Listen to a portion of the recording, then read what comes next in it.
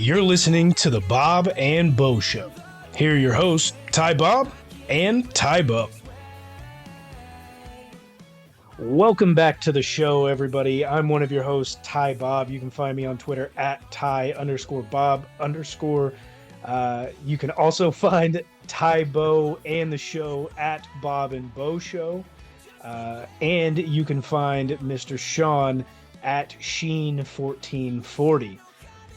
This week, yes, hey, let's get it. Let's ride. This week, the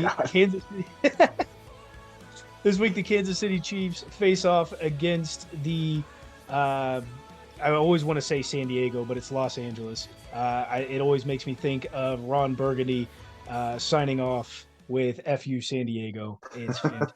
Fuck you, San Diego. We'll drop it in right here. But no, we take on the Los Angeles Chargers in Arrowhead for the first home game of the season. Not only is it the first home game of the season, it is the first Amazon Prime only televised game. Now, it will be in local markets in Kansas City, obviously, but for the rest of the nation, you will have to catch it on Amazon Prime. So pay Jeff Bezos and get Amazon Prime just because the NFL said so. No free ads. So, yeah, big game coming up. Heated rivalry. This is going to be an electric matchup. But to kick off, our home opener, we thought we'd start with a Tybo's top 5 that's extra spicy. Well, I don't necessarily like all my sandwiches spicy, but it's a controversial topic. I got Tybo's top 5 sandwiches coming at you. And, I'm just going to start off controversial because I have 2 honorable mentions. One of them is a great tailgate, meal. The other one's just warm and exactly what you want in a sandwich. My 2 honorable mentions for Tybo's top 5 sandwiches, we have the calzone and we have the brat. If a hot dog is a sandwich, a brat is a sandwich. And the calzone is covered in bread, so it's a sandwich. 2 beautiful creations, and I would probably eat both at a tailgate. If someone offered me a calzone tomorrow while I'm tailgating, hell yeah, I'm going to eat that. Now, is that calzone, is a calzone jacked up with pepperoni, or? You know what? If I'm choosing my ingredients, if I'm not just ordering off a menu, I would go pepperoni, sausage, mushroom. But if I'm just choosing off a menu, I'm probably choosing like a Meat Lovers, or I can't go Supreme because I hate black olives and they always throw black olives in there. But, that aside, I'd love to hear you guys' opinions on my honorable mentions. Definitely. Make sure to add him at Bob and Bo Show. Let him know if he's wrong or I right. want your reactions. Number 5, we got a Cubano. The Cuban sandwich is delicious. I love mustard. I love ham. I love pickles. What's not to like about a Cubano? Authentic Cubanos, hard to beat, honestly. And it's not the only time a Cuban sandwich is going to come up on my top 5. So just foreshadowing there. But number 4, we got a French dip. And the best thing about the French dip is the dip, the jus, all the drippings. Give me all that stuff. Beef is delicious, and the shit that drips off beef is also delicious. What do you know? Pause.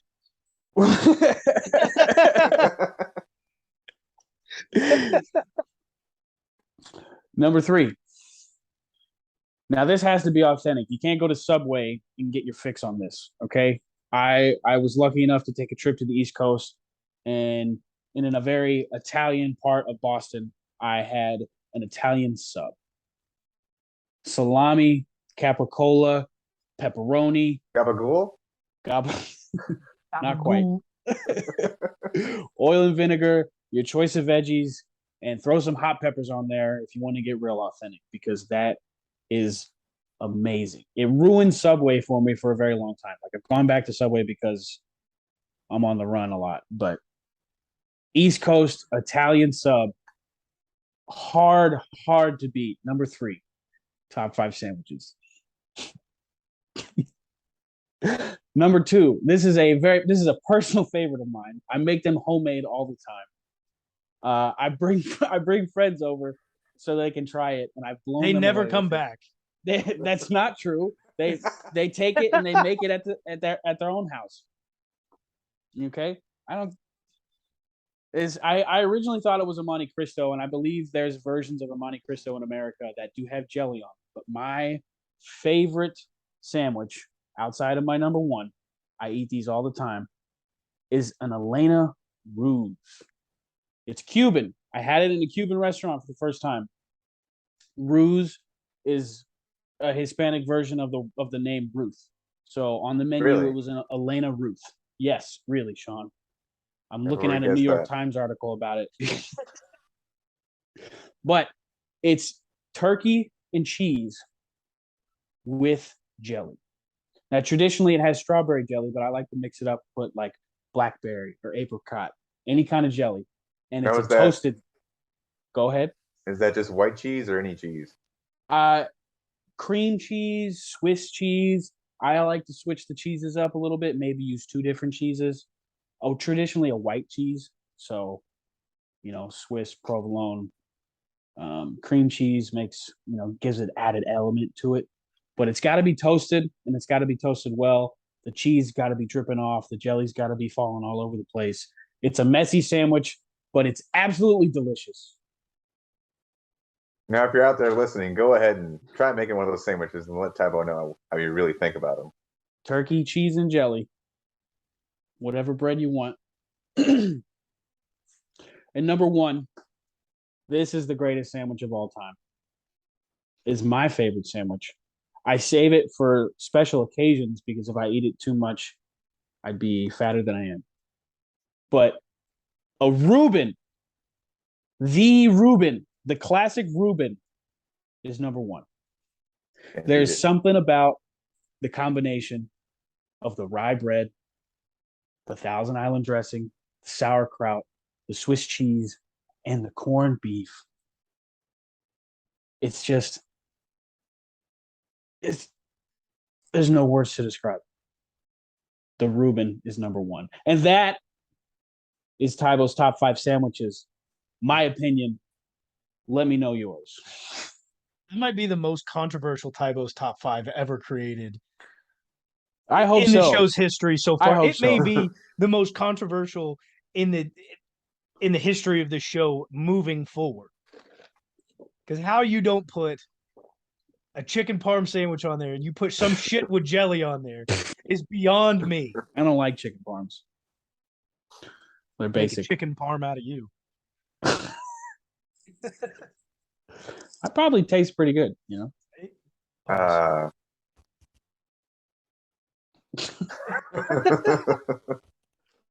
Well, that's Tybo's top 5, a very interesting list. Make sure to let us know at Bob and Bo Show what your thoughts are, maybe what your top 5 sandwiches are, and make sure to let us know the next top 5 list that you want to hear from Tybo, whether it's Chiefs or just NFL overall related. Go try an Elena Ruth.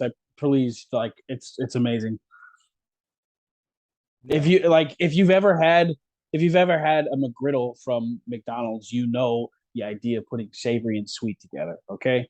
You just think outside the box a little bit, all right? That's not their slogan. I'm fired up. I'm fired up for this game. Well, before we get too far into our game preview, we have a few injuries to talk about. There is one person who is already listed as out for the Kansas City Chiefs, and that is Harrison Butker. We did bring in that kicker on the practice squad. I have yet to see him elevated to the game squad. It is possible that the Chiefs, if they do not elevate him, will be running with Justin Reed as the full-time kicker for Thursday's game. There were some worries about Trey Smith, who had the injury. He was a light practice on Monday and Tuesday. He's listed as questionable. Good news, folks. Trey Smith, full practice on Wednesday. Let's go. Cool. Let's go. We also were worried a little bit about Orlando Brown, who just had a little bit of a knock, not too big. It was a light practice on Monday. Everybody kind of freaked out. Guys, he's been a full practice the last 2 days. Nothing else. You go through the rest of the list, like Justin Watson, Juju, Justin Reed, Willie Gay, those guys. Everybody's fine. Pat Mahomes has been practicing all week in a full practice capacity. Everybody's good. The only player who is out as of this moment is Harrison Butker, and most likely Trey Smith will play. So we'll be fine. Moving on to the Chargers, two have been listed as out so far. That's Keenan Allen and Donald Parham Jr. Those two have been listed as out. They did not practice any of the 3 days. Those are those both receivers, or is Parham? He's a tight end. Parham's a tight end / receiver. Okay, so two options for Herbert are sitting.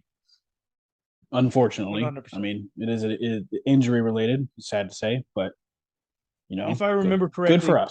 Parham was the tight end who went out in one of the games towards the end of last season with that massive head injury, where he got knocked out and then taken out in the stretcher and had to stay in the hospital a few nights. Oh, yes, sir. That was him. Was that against us That though? Yeah. I don't remember. It might have thought been. so. I believe that was. was the game against us towards the end of last season.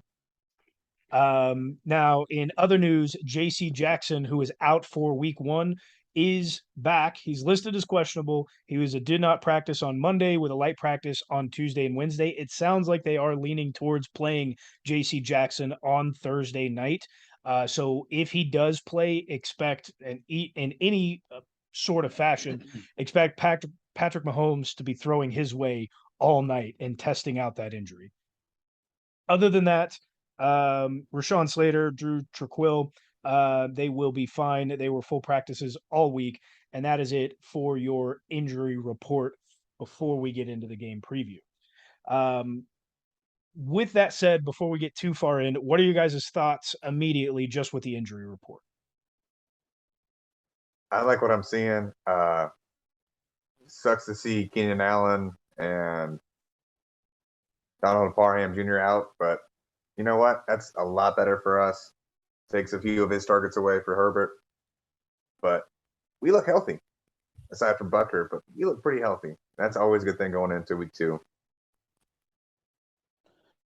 Yeah, I think the Chargers, the reasons why they're probably leaning towards playing J.C. Jackson, they need him. They're going to need all the help they can get in the secondary trying to cover who we got. So I'm just, with McDuffie out, I think everybody's kind of thinking it, how are the young rookies going to handle just playing against Herbert? Doesn't matter who they really trot out there. Like, how are they going to handle that type of quarterback? Big thoughts. Now we move into the preview portion of this show. In my mind, there's two sides of the ball, but most importantly, our side of the ball that is most important when it comes into this game and how effective our offense will be. And that, just like every game, starts with our offensive line versus their defensive line. Wanted to talk a little bit about last week's game and how it transitions into this week's game. Last week, the Chargers sacked Derek Carr 6 times. They had 9 QB hits. Khalil Mack and Joey Bosa both combined had 4.5 sacks and 6 QB hits. This is going to be a massive, massive test against the Kansas City Chiefs offensive line, especially with a couple nicks that we do have, and seeing that our right tackle position really, in at least fans' mind, isn't solidified with Andrew Wiley there. But this, to think about also, is a game that can and will get Orlando Brown Jr. paid if he plays well. For what are sure. your guys' thoughts on that initially? OB's betting on himself, and this is the type of game to show like he made the right decision. Bosa. Side note, I feel like his brother's fallen off a little bit, but Joey Bosa is still like one of the elite pass rushers in the game, or top tier, middle upper tier, whatever we want to call it. He's one of the better pass rushers in the game. So if Pat stays clean this game, you better bet that the front office is going to be taking the consideration to pay him more money more seriously. Yeah, he's going to be facing off against two completely different type of rushers with Khalil Mack and Joey Bosa. They both work well off of each other after we saw last week, especially with Khalil having 3 sacks out of the 4.5 combined. Uh, it it's going to be interesting to see our offensive line go up against that, especially the right side. But I feel how they're coming off the practice this week, they're healthy enough to go out there and give it a try and hold their own. I do think Andrew Wiley has surprised us in the past, with 100%. tough matchups, and playing well. But Khalil Mack is just kind of another beast. Different animal. Yeah.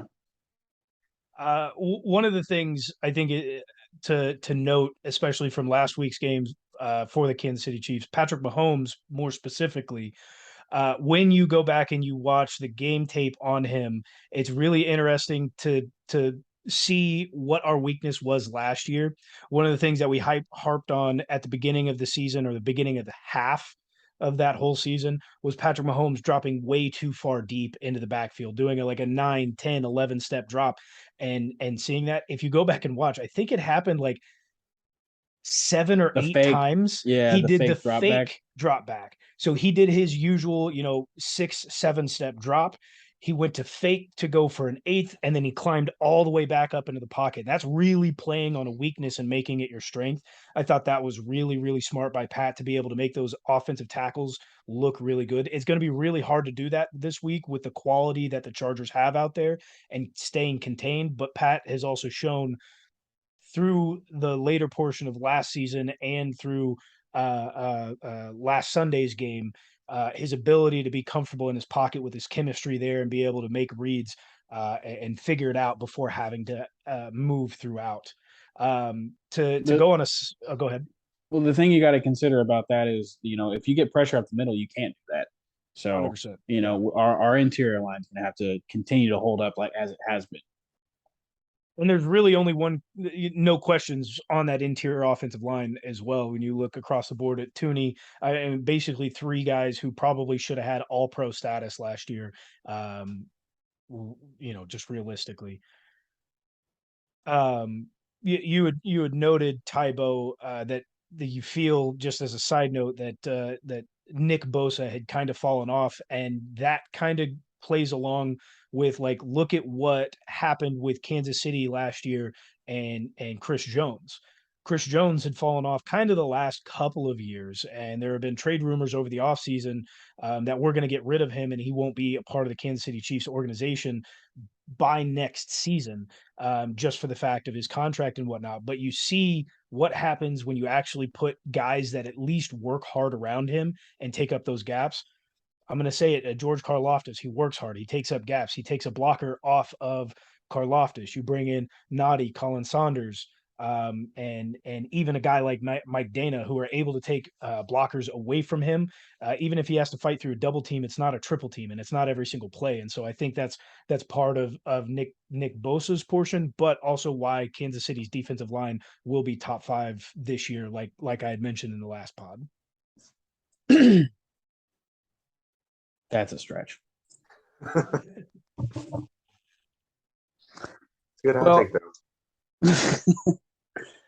So another thing to watch about in this game, and just know that last week, Travis Kelce's matchup is now on IR. Isaiah Simmons got beat up so bad that the Arizona Cardinals put him on the injury reserve.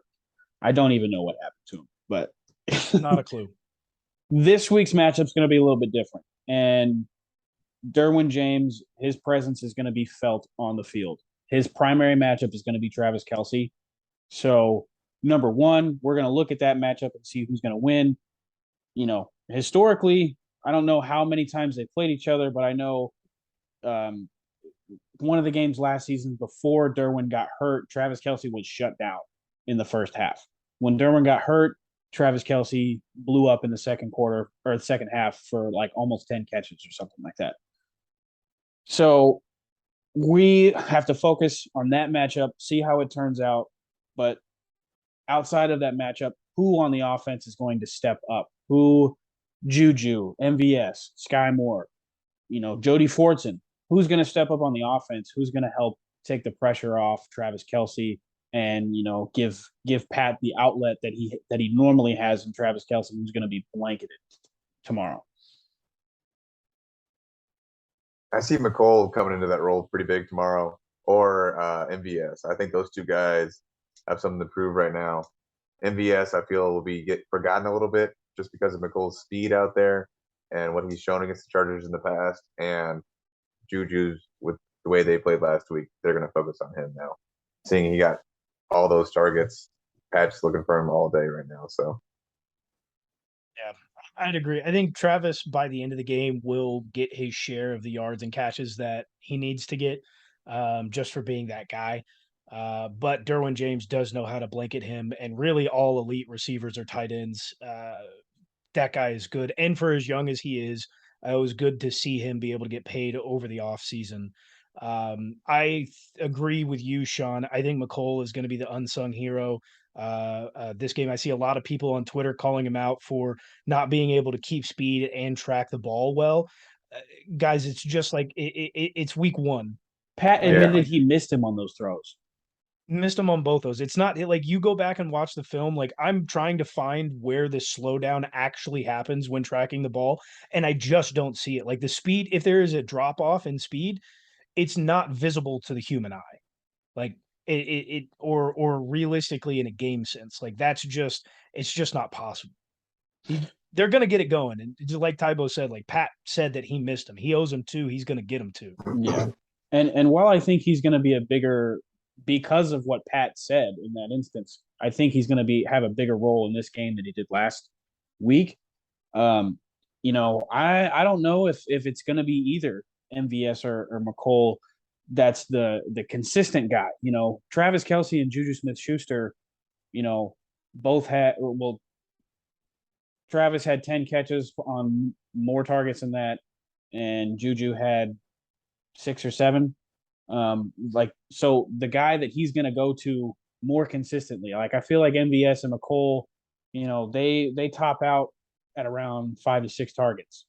Who's gonna get 10 targets when Travis Kelce's being blanketed, and I think it's gonna be like the guys that I listed. I think like Juju, Sky Moore, Jody Fortson. I think it's gonna be somewhere in there, in my opinion, just because those are the guys that are gonna run shorter routes for Pat, and they're like it's almost like our version of a check down. Like when Pat's in trouble, he throws to Travis. Like who's going to take that role when Travis Kelce and Derwin are going at it? Yeah, to go ahead and switch up to defense a little bit, I'm looking forward to the secondary coming into the first primetime game of the year for them and the first game at Arrowhead for these rookies. It's going to be interesting to see what they have out there. No Trent McDuffie this game for the next few games, but I'm excited to see what Juan Thornhill can continue what he has been doing back there for this 1 week, and see if he can be the leader back there still. I think defensively, one guy I'm going to be looking for this week is going to be 100% Willie Gay.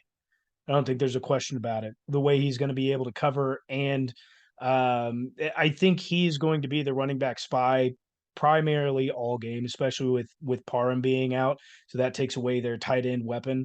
I think he is going to be the guy to follow around Eckler and Roundtree and whoever else they decide to bring in. It's mainly going to be Eckler, but he's going to be following and plugging holes left and right. I feel like that dynamic of the game is going to be 100% dependent on how Willie Gay decides to show out come tomorrow, Thursday. Justin Herbert showed some pretty good chemistry with Gerald Everett already. He's a new addition tight end for them over the offseason. Yeah. But yeah, Willie, I mean, I feel like Nick Bolton has set his precedent. We know what we're getting with Nick Bolton. He's there to tackle. He's there to fly around. Willie Gay, while he's a great linebacker, like his impact plays kind of come in spurts. I feel like when he's really feeling it, like he's making a lot of plays in that game. So he's I think he's a good one to highlight on this defense for tomorrow. But I think we're going to give Justin Herbert more of a challenge than he's expecting. This even with those rookies that are going to be in the secondary, this unit showed out last week and have just the energy and confidence and swagger to kind of carry on into this game. And it's going to be an Arrowhead. We're always loud for the boys, and you know Justin Herbert's going to be a little bit shaken up. Yeah, speaking of Justin Herbert, in the past 2 years that he's been in the league, he is 2-2 against the Chiefs, but he is 1-2 whenever Mahomes plays. So not good for him. Great for us. Love seeing that. He's about to be 1-3.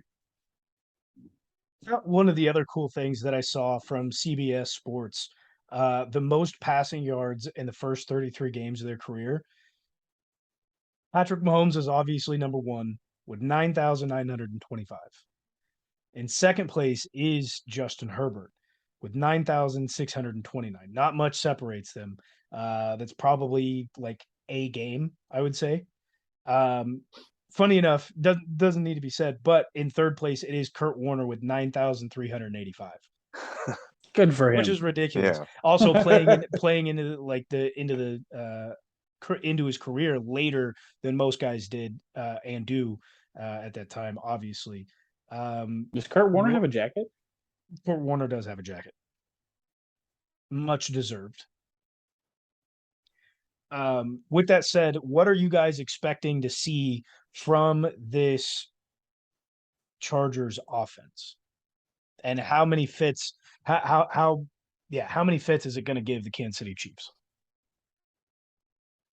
I feel like there's going to be a few times where they're going to be going down the field and just driving very well.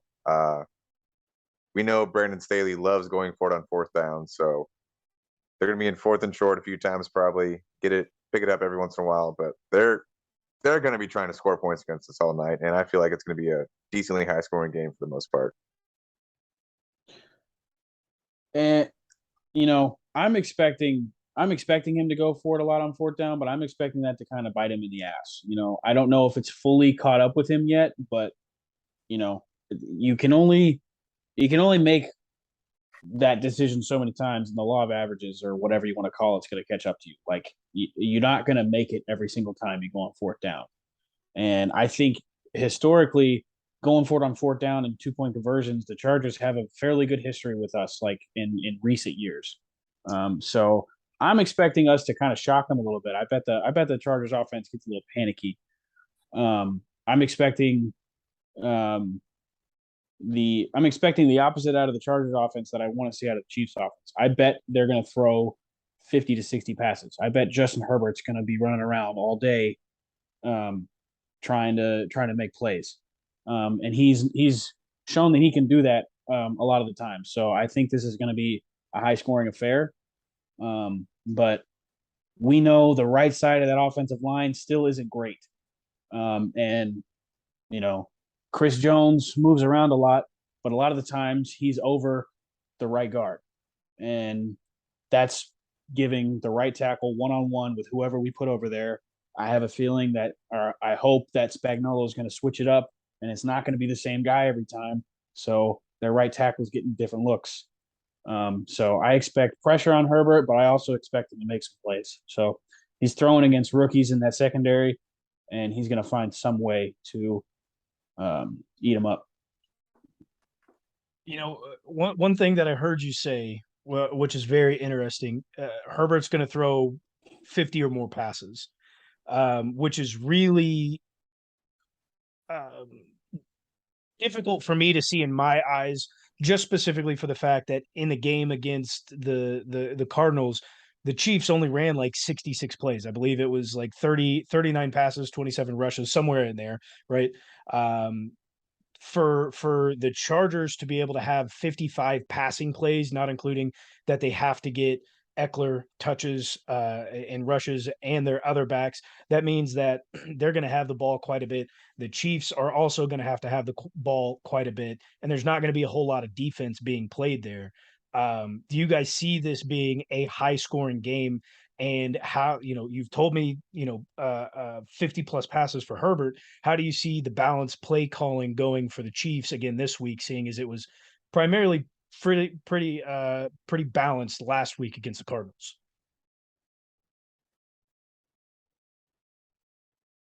I see it pretty balanced for us. I mean, like I said in the last time, we had one drive over 11 plays. I feel like no matter what it's going to be, either the teams are going to score fast, or it's going to be a really balanced out drive that kind of ends up in a field goal or something. Yeah, and in those high scoring affairs, there's going to be more plays. Like week one, Joe Flacco threw 59 passes. When you get down early, a lot of teams panic, throw the script out the window, and it's like we got to get this back now. We're going to throw the ball. So that's just kind of what I meant by like he's probably going to throw over 50 passes. Like I expect us to start out strong like we usually do, score one or more touchdowns in the first quarter, and the Chargers are going to be like, oh shit, we got to catch up. Yep. But I don't expect our offensive attack to be much different than last week. Like I said, what I want to see is about a minimum of a third of the plays being running plays, as long as we can keep it established, and then the rest of them passing plays. So 30 to 40% of running plays, and then primarily, 2/3 of the time we're passing the ball, because that's what we're good at. Right. I know the big boys up front love to eat, but we got the best quarterback of the game. You can't not let him throw the ball. So one of the things that I did harp on in our post game show for Chiefs Cardinals was the conversion rates for first downs on first, second, third, and fourth. I think one of the things, obviously, we play the Cardinals. We're going to be facing a much better opponent come Thursday night. But looking at that same chart, while the Chiefs were first in basically every category, but first in conversion rate overall, the Chargers were 12th. They that's completed. interesting to me. Now, this is against the Raiders, obviously a little bit better team, a little bit better defense than the Cardinals. But just to run through those very quickly with you, the Chargers converted a first down on first down 8% of the time. That jumps up to 44% of the time on second down and 72% of the time on third down. They did not go for it on fourth down during week one. Was this just considering like this year's week one? I thought this was that's just this year's week one. Oh, so NFL like the week Chiefs one stats, of the 2022 season. The Chiefs stats you were talking about last week was just this year's week one. Was just this year's week one. So to reiterate it was Chiefs. Misunderstood. That's okay. That to reiterate the first down conversion rates for the Chiefs in week one against the Cardinals: 31% of the time on first down, 72% on second, 86% on third, and 89% on fourth. It's a pretty big gap between the two teams, but given the difference in competitiveness between the two teams that were played, do you see the Chiefs still being able to convert first downs the same way that they did against the Cardinals? And do you expect the Chargers to still struggle a little bit, or do you expect that to pick up a little bit against the Chiefs? So the Chargers have a better defense than the Arizona Cardinals. We're going to have a little bit tougher time, but with the level of talent that we have, our guys up front, I don't think it's going to be that much different.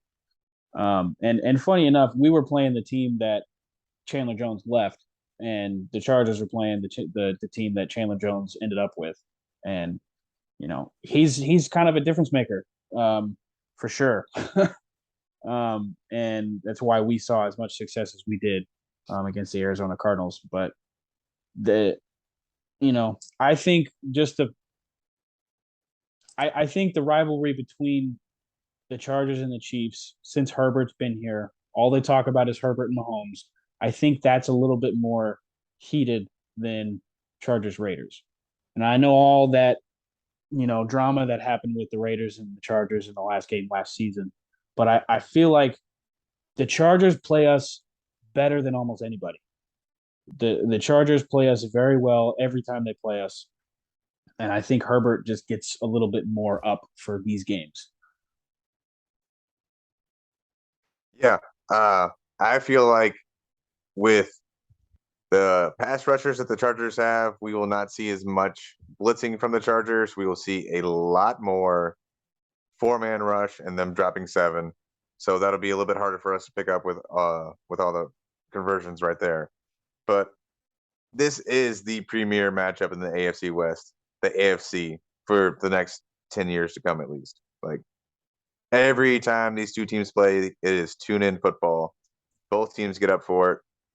Both teams love to beat each other. Herbert's always ready to go. Patrick's ready to be petty again. Like, what more could you want from this? No doubt. Yeah, it's a very fitting matchup for all the hype that it's getting on like Amazon and stuff like that. The NFL knew what it was doing. Oh, 100%. No question about it. Well, boys, is there anything else that you would like to cover before we get into our pick'em and scores for Kansas City Chiefs versus Los Angeles Chargers? Jody Fortson stays 100% receiving and gets another touchdown. Love to see it. We're going to have a new to the Chiefs receiver get a touchdown for the first time this week. Who is it? Call him out. So like Juju, MBS. I'm going Juju. Sky Moore. Going Juju. I like it. All Juju. I like it. I like it. I'm going to say, for me, I'm going to say it's going to be Justin Watson. Oh, I like that. Justin Watson gets a touchdown this week. Dude's trying to get a bag. He's trying to show the world that Patrick's better than Brady because he couldn't do it with Brady, but he can do it with Pat. Well, boys, if nothing else, give me your quick synopsis of how you think the game is going to go and give me your score. I think we'll get up big, fast. Chargers will make it close by halftime. We really take a big lead in the third quarter. Really don't look back after that. Late fourth quarter, Chargers start coming back, make it close at the end. Final score 38-31 Chiefs. 38-31, huh? This game, because all the NFL ever does is outdo itself, right? All the records that get set get broken. Okay. This is going to go down as one of the greatest football games that has ever been played, a la Rams Chiefs from the 2018 season. Without Keenan? Without Keenan. Because Justin Herbert's good, man. Like, yeah, he is good. Yeah. And, like, I defense is going to score probably on both sides. Like, I'm leaving, the possibility open that, Khalil Mack might get a strip sack, okay? Like, he's good. That guy's good at football too, okay? The Chargers have some guys that are good at football. But hear me out. 55-49 Chiefs. Ooh. Holy cow. You mean really high scoring. That's why you're saying 55 passes. It would be beautiful. 49. It would be Chargers beautiful. score all touchdowns, but we sneak some field goals in there at opportune times. I really would some points before the half. You would hate to see it? That's not a good look on our defense, man. That means we weren't getting enough pressure. The guys weren't locking up in the backfield. Willie Gay's not plugging up holes and being able to cover Austin Eckler. We got. That's tough. But sometimes we got two rookies that are going to be like getting a lot of playing time. Sometimes if you get into a shootout, it's a shootout no matter what happens. It's a shootout. Your defense can do whatever. That's the fair. Game is just a shootout then. That's fair. I think it's going to be a little bit more tactical. I think teams are going to have a little bit more difficult time scoring, especially Herbert without Keenan Allen. Like, obviously, Herbert's good. There's no question about it. But I think the team as a whole is less effective when you remove him from the equation, especially now that you're also losing another guy in Parham, who's a big portion of that offense. I am going to have to give it to the Chiefs. We've got 3 winners for the Chiefs. Give me a score of 33-24. All right. I like that. Not bad. Not bad. It's going to be a hell of a game, but number one, most of all, the It's very Kansas City vanilla. Chiefs. It will be. It's beginning of the season. We just scored 44 points against a really bad defense. If you're a betting person, to be 100% honest, I'm seeing the line at 4.5. Take the under on the 54 points over under, and maybe take the Chargers on being able to cover 4.5. It's going to be really close. I think it's going to be a very close and very good game. And this man is telling you to take the under at 54, and his total is 57 points. Yeah. Fade him. I know. No. I know. No. I know. Trust me. See, I sat here and I had to think about it because I thought maybe the Chiefs score. I went back and forth. I thought maybe we score like 27 to like 23. Is where I originally had it at, but I just don't see the Chiefs scoring that little. But I could see the Chargers scoring a little less than what I had given them at 33. What I give them 24. Yeah. Fade me. I'll still win my parlays. With that said, everyone, we thank you for listening. Do not forget to check out our NFL show that'll come out shortly after this one. If you're listening to that first, you've come to this one. We thank you for listening to them both. Make sure to check out our shows that will come out for the post game at the beginning of next week. And most importantly, go Chiefs. Go Chiefs.